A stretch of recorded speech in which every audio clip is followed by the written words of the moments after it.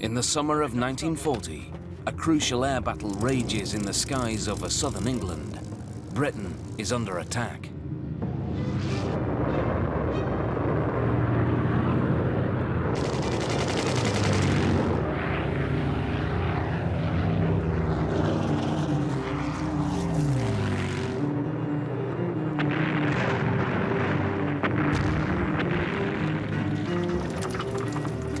Without any warning, and suddenly about a dozen or so 109s came down on us out of the sun.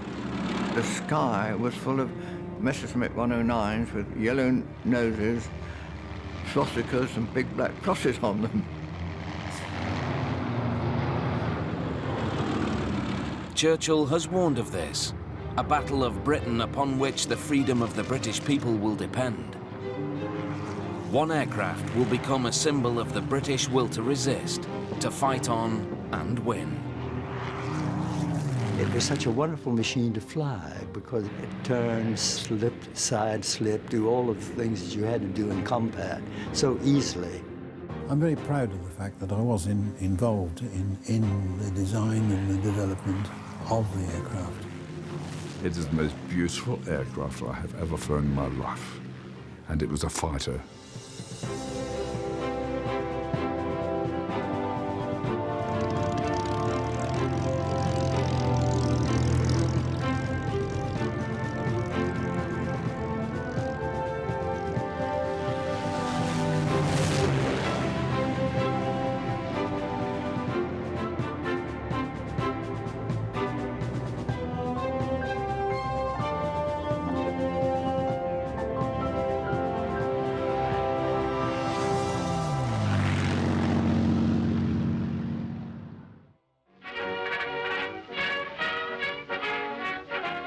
The story of the Spitfire begins in 1931.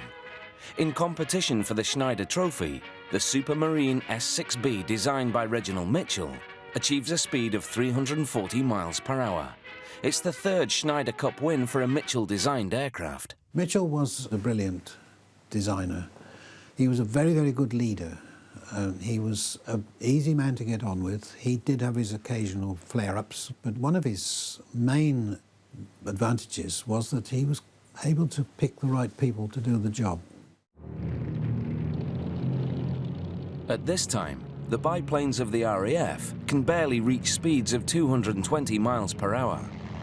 Alarmed at Britain's vulnerability to the threat of aerial attack, the Royal Air Force invites proposals for a single-seat fighter.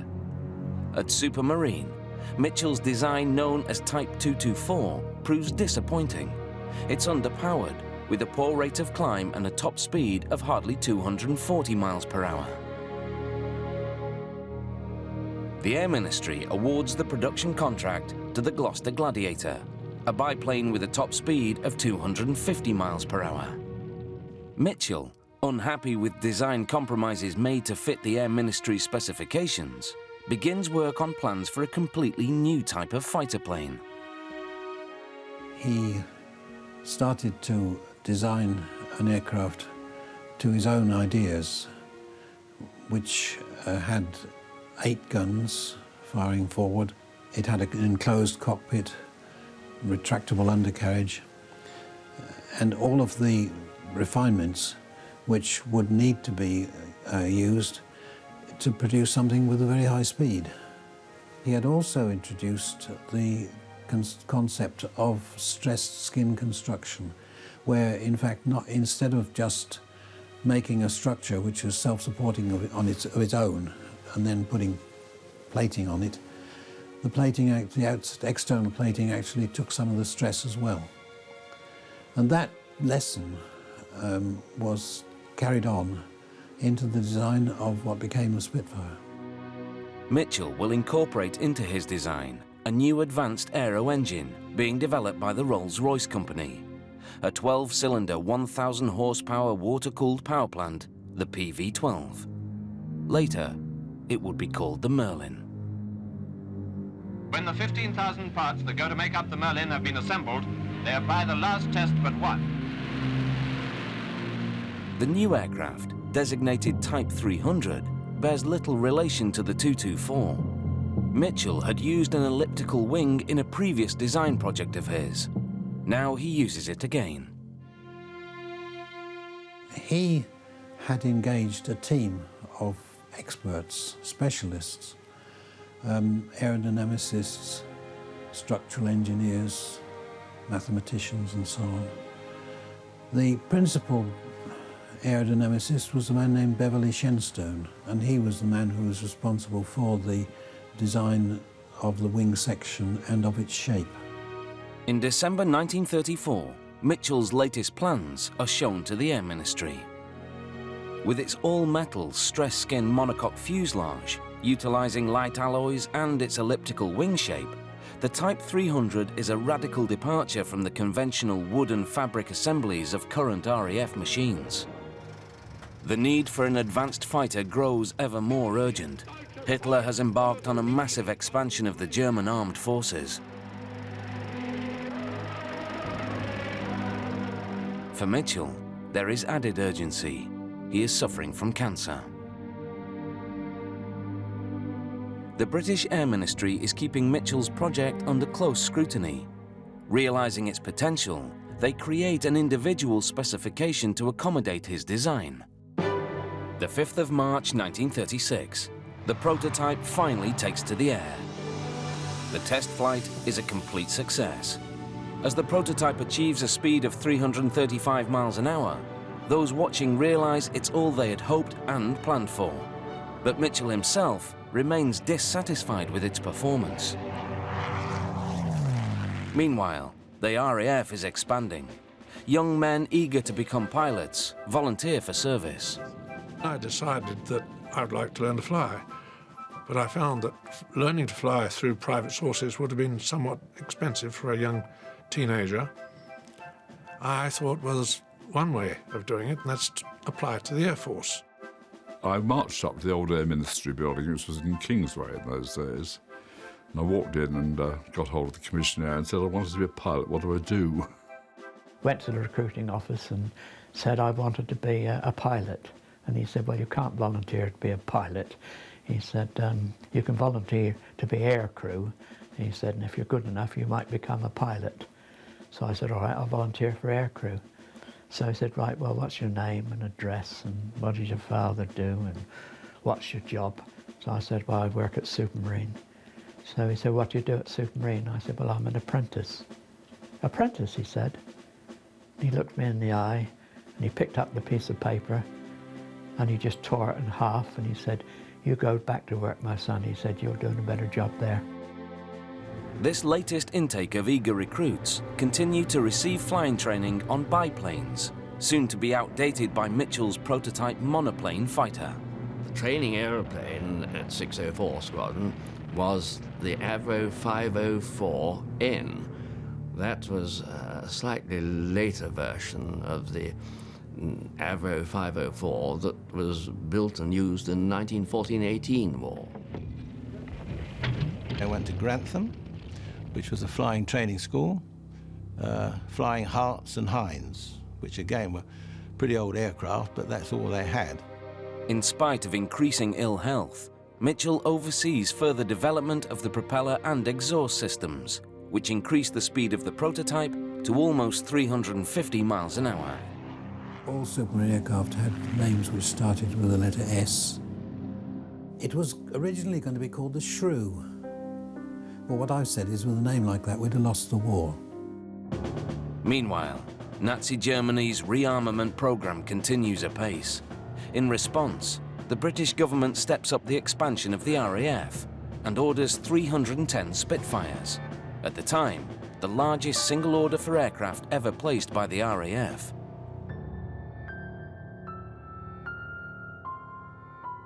The 11th of June 1937, the far-sighted aircraft designer Reginald Mitchell dies at the age of 42. He does not live to see the Spitfire's finest hour.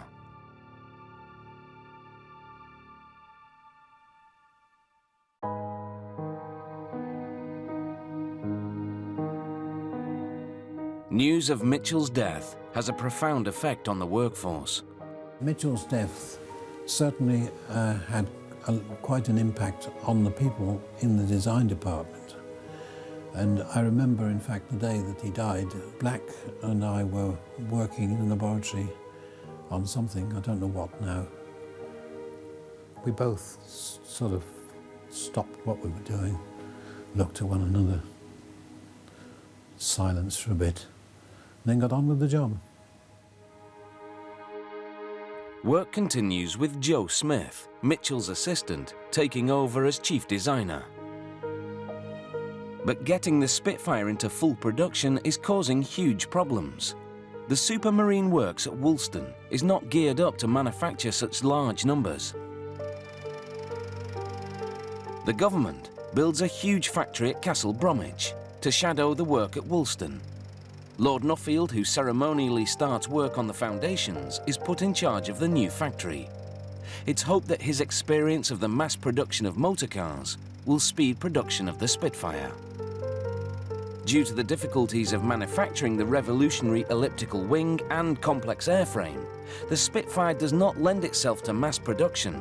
New assembly techniques have to be mastered by a workforce unused to the sophistication of Mitchell's design. You had to be fairly agile to work on it. You had to be prepared to bend your arms into funny places. To be honest, they weren't an easy airplane to work on. When they were designed, I think they were designed by someone drawing on a piece of paper. They didn't actually have to do what we did. Meanwhile, orders are being placed for the RAF's only other monoplane fighter, the Hawker Hurricane. Based on the wood and fabric design of the biplanes that preceded it, and almost 50 miles an hour slower than the Spitfire, the Hurricane is a sturdy, uncomplicated aircraft, simpler to build, and is soon in service with the RAF. As 1938 draws to a close, a further 200 Spitfires are ordered by the RAF. War now looks inevitable. We were told there weren't going to be any more Munichs, and that the factory had got to be on a war footing by Easter of 1939.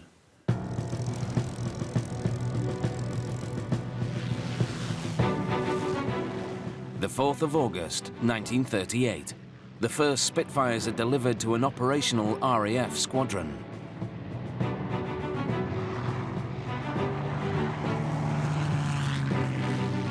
Sitting in the Spitfire cockpit for the first time, to hear the roar of the Merlin engine, it's the most wonderful noise you can imagine. It's sort of rich and powerful and reassuring, and it was wonderful.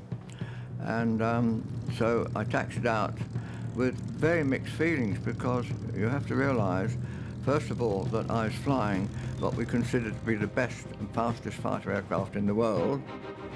When I saw my first Spitfire, and I was so impressed with it, because in appearance, you couldn't have a more beautiful machine than the Spitfire. The Spitfire was certainly more of a, not necessarily maneuverable, but it was more powerful. It seemed somehow as though you fitted into a Spitfire. With a maximum speed of 362 miles per hour, able to climb to 20,000 feet in 9.5 minutes, and a wing design that makes it highly maneuverable, the Spitfire pilots learn to appreciate the qualities of this remarkable aircraft.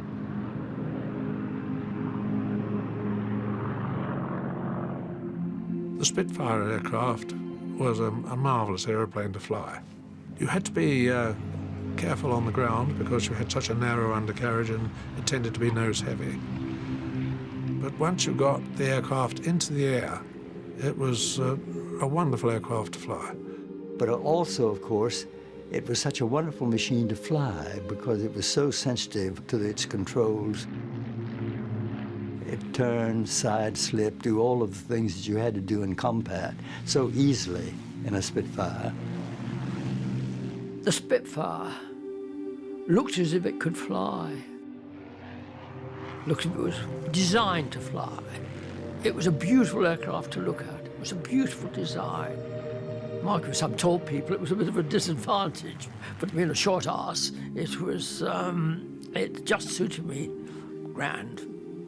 It became natural to you. I mean, a Spitfire, the only way I describe flying a Spitfire is you don't fly a Spitfire, you just strap it on and fly. It is the most beautiful aircraft I have ever flown in my life.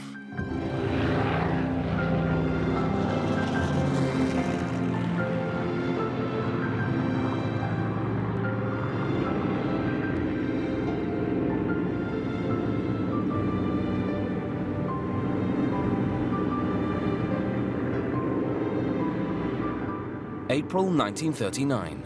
In spite of production problems at the new Castle Bromwich factory, the Royal Air Force places an order for over 1,000 Spitfires. The 1st of September 1939, Germany invades Poland. Within the first 4 days, you see, it was obvious. They were just moving and rolling their armor, and the German Air Force going in advance, bombing and softening the targets.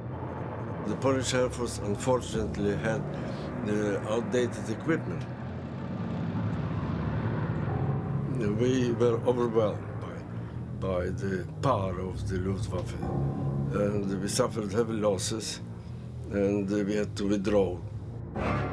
At 11 o'clock on September the 3rd, 1939, Britain declares war on Germany. Fewer than 350 of the 2,000 Spitfires now on order have been delivered to the RAF. It is the time of the so-called phony war, a period of uncertainty, of waiting. The sense of frustration is felt by many pilots, including Geoffrey Quill, Supermarine's chief test pilot. He shares his doubts with Alex Henshaw, who has joined Supermarine as a test pilot at Castle Bromwich, following a record-breaking career in air racing. And Geoffrey Quill said to me, he said, you know, I think this bloody war's going to fizzle out. And he said, I don't think the Spitfire will ever go into production. And I think we both agreed that it was a difficult aircraft to produce. It was also very costly. And, of course, at that time, the qualities of the Spitfire, whilst they're appreciated by people like myself and other qualified pilots, no one had really any indication as to how they'd stand up.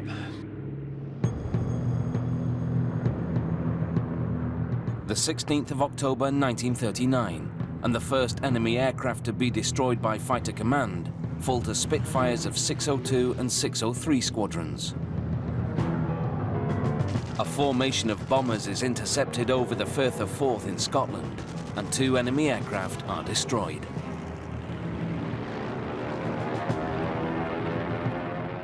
With Spitfire production still plagued by construction and supply problems, Hawker Hurricanes are reaching squadrons in far greater numbers, and it's Hurricanes and their pilots that are sent to support British troops in France. 3 days after war was declared, they posted our squadron to France, along with 3 other Hurricane squadrons. Initially, we didn't do much at all. We were moving around trying to get settled into various airfields.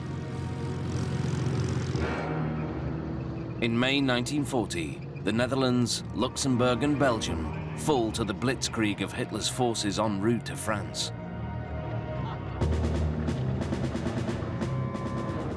The Hurricane squadrons are overwhelmed as the Luftwaffe sweeps ahead of the advancing German army.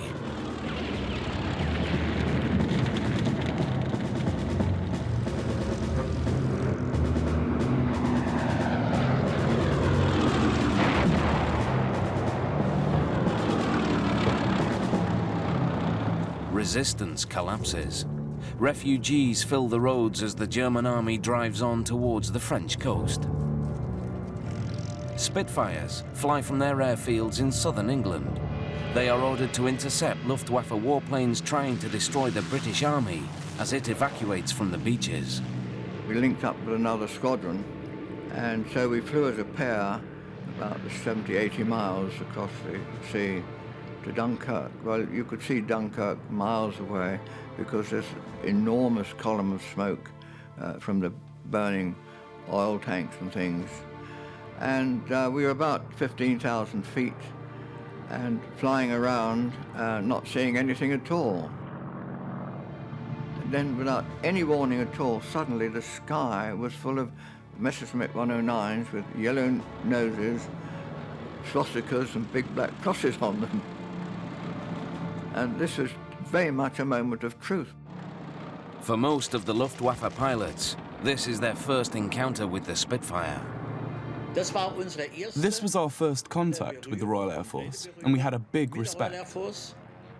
I also want to add, the Royal Air Force was still flying in a 3-ship formation, but then changed to a 4-ship, because it is more flexible. We witnessed all this, and experienced the advantages and disadvantages that came with it. For example, when a Spitfire rose with a tight turn, we were unable to follow. They are better. The Messerschmitt and the Spitfire are closely matched, but the ME-109E is armed with 2 7.9mm machine guns firing through its propeller, and 2 cannons mounted on its wings firing explosive 20mm shells. The Spitfire's 8.303 machine guns cannot match their firepower. Spitfire pilots have to ensure their fire is close, concentrated and sustained to cause lethal damage to enemy aircraft. I had a lot of bullet holes in the body of the plane. A few on the wings, but none that would have influenced the flying ability of the plane. I was only able to escape from the Spitfire because I turned the plane upside down and flew off with full speed.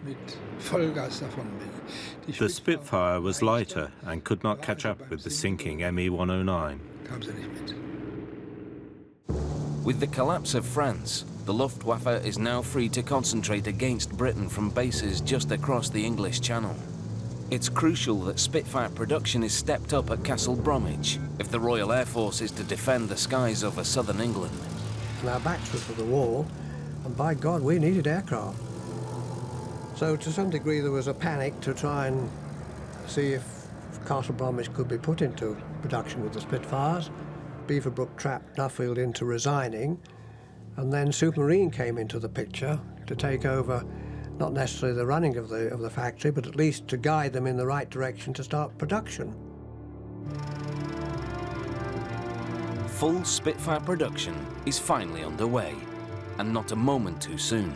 And then, of course, it was a question of almost in desperation, getting Spitfires out, getting them tested, and getting them to the battle stations. The Luftwaffe has 2,700 operational aircraft at its disposal. The Royal Air Force will meet this threat with barely 650 fighter aircraft that are operational and ready for action.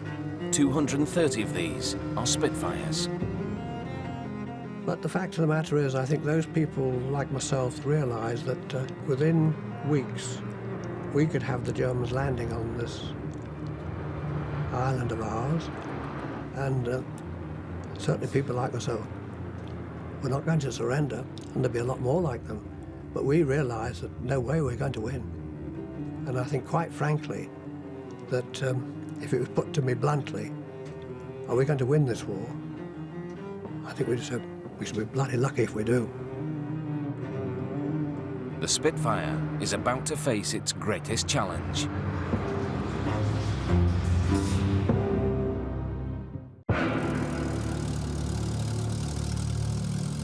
June 1940. The German armed forces have swept all before them. The Battle of Britain is about to begin. The Spitfire will face the Messerschmitt in a fighter-against-fighter duel for control of the skies. It was a vital battle. After all, the Germans wanted to invade us, and they couldn't have invaded us unless they'd got air superiority. When we started, we had command. Our bombers flew to England to win the war, to deactivate, decimate, kill the British fighter planes. We believed that we would win the war.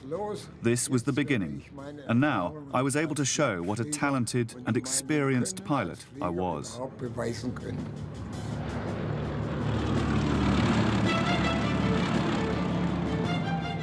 swarms of German fighters attempt to draw the British squadrons into battle. We realized that they only took off when there was a bomb threat. So then we brought bombers along that were also bombing British air bases.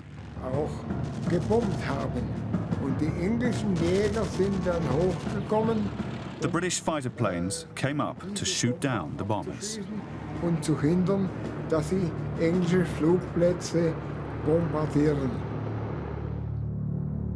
British fighters are scrambled to meet the threat. Single squadrons, guided by radar, hit the German raiders hard and fast. You looked, and your absolute stomach was in a knot, and you couldn't see them. When you eventually found and saw them, it gave you a much more settled feeling, even though all hell was going to let loose when you started niggling up. It was a steep learning curve, trying to pick up enemy aircraft. You have to almost adjust your eyesight to it. Knowing the performance of your aircraft. For instance, I pulled, someone would shout brake. I pulled round in a steep turn and stalled the aircraft. And so it was learning on the job the whole time. And if you survive that period, of course, your chances of getting through and coming out alive were somewhat much better. Nothing was going through your mind. You were just thinking of all the drill you'd taught yourself, how to avoid being shot down. You know, and you're looking behind yourself every 10 seconds, 15 seconds, to make sure no one's behind you. You would just concentrate on, and then when you did see someone, you went in like at least I always went in like a bullet's China shop, because I reckon that's the best way to get in there. Mitchell's vision of a superlative fighting aircraft is realized as the Spitfires of the RAF clash with the Me-109s of the Luftwaffe. The Spitfire was superior to the Messerschmitt, in my view. But Spitfires of the Battle of Britain do have their shortcomings. Unlike the petrol injection systems that feed the engines of the Me-109s, the Spitfire's Merlin engine uses a float-type carburettor, which is affected by G-forces. When the aircraft is put into a sudden dive, the engine, starved of fuel, momentarily loses power. In the early days, I pushed my stick hard forward to get away from it. But in the Spitfire, if you did that with not having petrol inject, your engine cut out. So you found yourself in a worse position than you were in the beginning. The Spitfire could outturn German fighters, and so when he saw that he is losing in the turn, that eventually I will get on his tail, so he thought, well, there is no future there, so he just simply put his nose down and went down. The pilots soon learn how to overcome the problem. If I had simply pushed the nose of my Spitfire down to chasing it, I would have lost speed. So what I did instead of pushing the nose down was to do a sweeping left turn, taking the plane down at the same time, and did it in such a way that I came out just about 150 or so yards behind the 190 and fired at it, and it was quite successful. Another problem soon becomes apparent.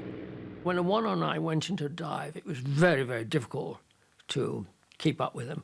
And especially with Spitfires. At that time, the ailerons were fabric covered, so you couldn't hold it steady in a dive, because as you got up to high speed, so that because of the fabric on the covering, the shape changed. After I got to a certain speed, I started losing control. The aircraft was turning away. I couldn't keep it straight any longer. So the things, that game, but you're learning all the time. In these battles, the vital importance of Mitchell's vision will be recognized, and the reputation of the Supermarine Spitfire as the aircraft that will save the nation is established.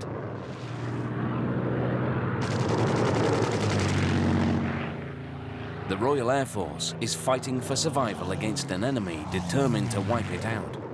As German bombers endeavour to strike at essential ground targets, it's the fighter aircraft of both sides that will determine the outcome. Britain's air defence system of detection and command and control is the finest in the world. As the radar stations situated around the coast feed information into the system, and plotting tables fill with the tracks of incoming raids, the controllers must decide how to meet these threats. The Hurricane, a sturdy, stable gun platform, is tasked with the job of attacking the bombers. The Spitfires, because of their superior performance, will tackle the hordes of deadly fighters that swarm around the bomber formations. But the Spitfires, in both units I flew with during the battle, their main object was to look after the 109s, the fighters. We were virtually told to stay away from the bombers. And the first thing that seemed to always happen, someone would call break when we were being bounced by 109s. That you realise you were in a dangerous game and they were playing for keeps.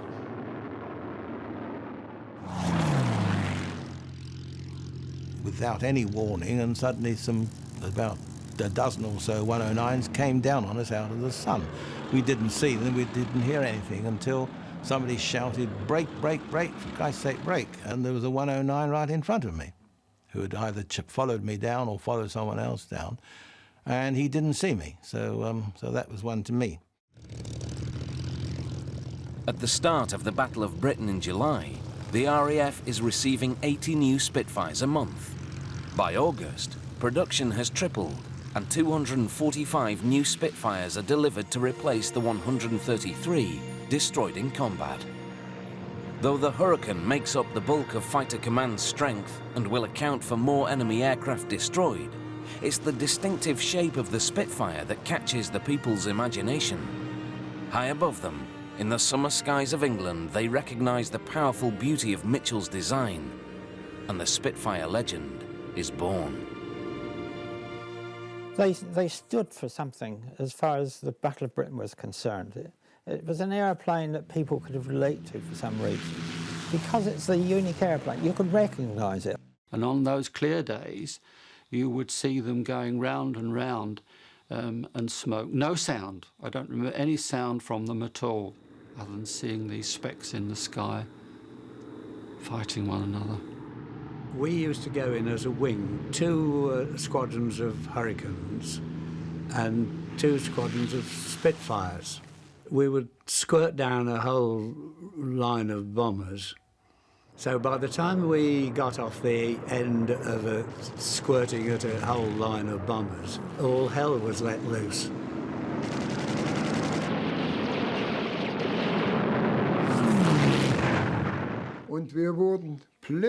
Suddenly, we were attacked from all directions by Hurricanes and Spitfires.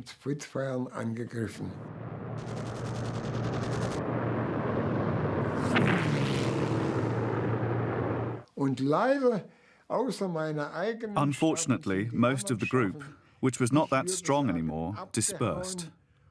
Sadly, they were all shot down. About 7 pilots and planes from our group were brought down that day. The Spitfire has got a tighter turning circle, about the same at full speed. But when you are head-to-head, you must get out by turning upside down and straight into the next cloud.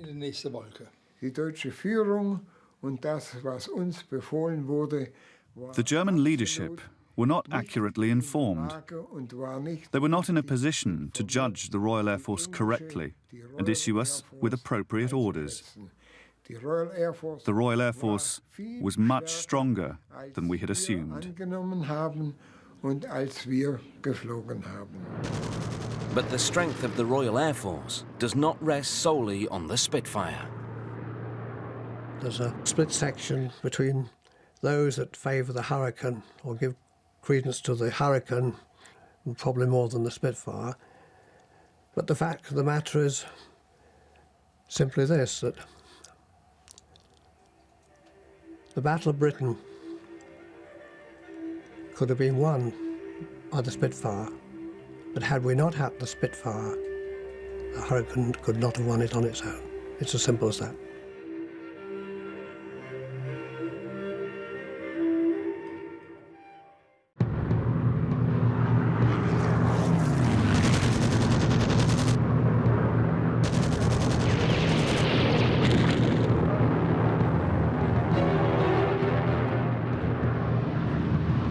The Spitfire has played a crucial role in the battle for freedom of the skies over Britain.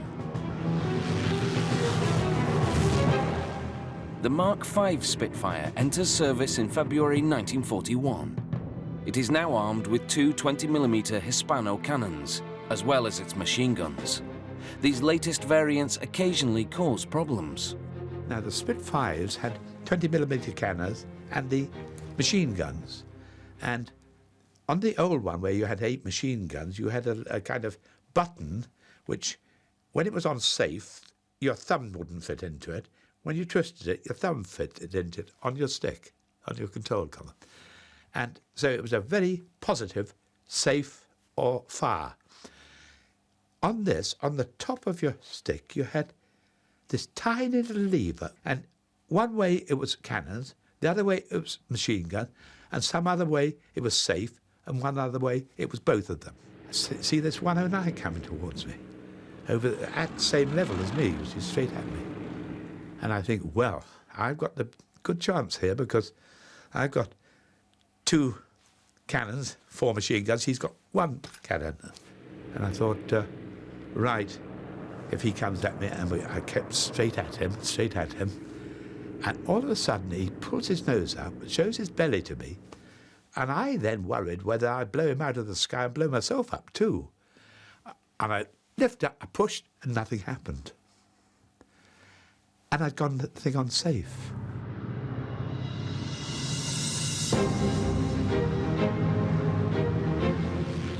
The Royal Air Force is determined to take the fight to the enemy.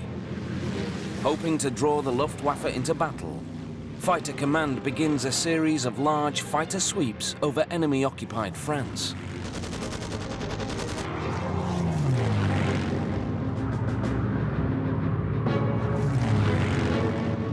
The Spitfire is operating at the limit of its range. The British pilots are now as disadvantaged as the Luftwaffe pilots operating over England the year before. Now, to get across there, we should go down to Manston, refuel at Manston. It's too far across the water to be across the coast without being shot down between Blackburn. You spend 40 minutes flying across the water, and all your fuel gone. You fly around, what, 15 minutes, 20 minutes? Yeah, all, a little time there, and then you time back in. They weren't very successful because the loss of life was too great for the time spent over there.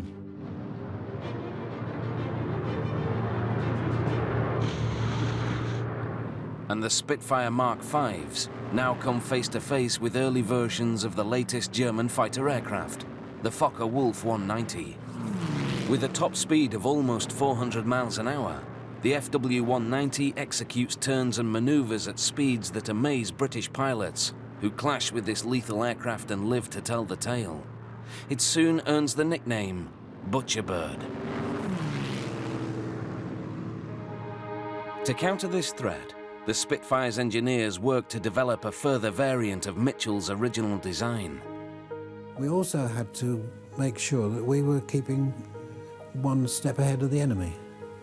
And when the Focke-Wulf 190 came around, we had to increase the maneuverability of the aircraft. We actually added power-assisted ailerons. Like the power-assisted steering you got on your motor car now, but we were doing that on airplanes long before they thought of putting them in motor cars. They are given unexpected help when a Focke-Wulf pilot lands his aircraft at an RAF airfield by mistake. The German machine is examined closely. June 1942, the Spitfire Mark IX enters service. When you see the 9 in action, you'll notice all the familiar Spitfire features. The wing shape, the curved underside and small fin and rudder, and don't forget the new features, the longer nose with the pigeon breast beginning to disappear, and the two symmetrical radiators. That's the Mark 9. With a top speed of nearly 410 miles an hour, the Mark 9 restores the balance against the Focke-Wulf 190. With the Allied invasion of Europe, there is now a need for an aircraft capable of low-level attacks in support of the advancing Allied armies. Later, the wings were clipped to give better maneuverability at low altitudes. But the Spitfire is vulnerable to damage from the mass of small arms fire and flak that greets these low-level sorties.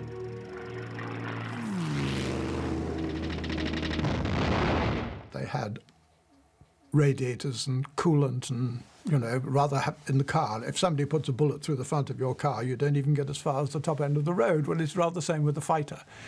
If you were shot in the coolant system, the engine would seize in about 4 minutes. It had run out of coolant.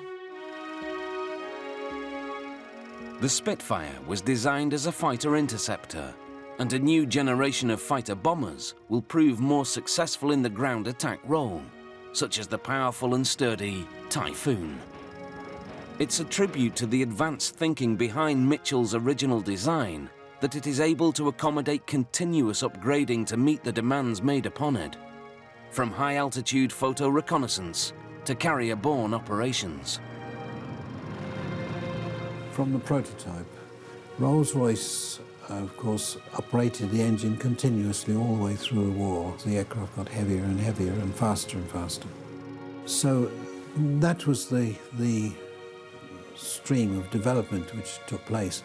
The Spitfire is the only Allied fighter aircraft to stay in production and see continuous service for the duration of the Second World War. By the end of the war, it's nearly a third heavier, can climb 10,000 feet higher, and is 100 miles an hour faster. But the world has entered the jet age, and the Spitfire's days as an operational combat aircraft are numbered. Gradually, it tailed off. You know, came a time when there's no more Spitfires being used by the RAF. We knew the time was coming when something was going to happen.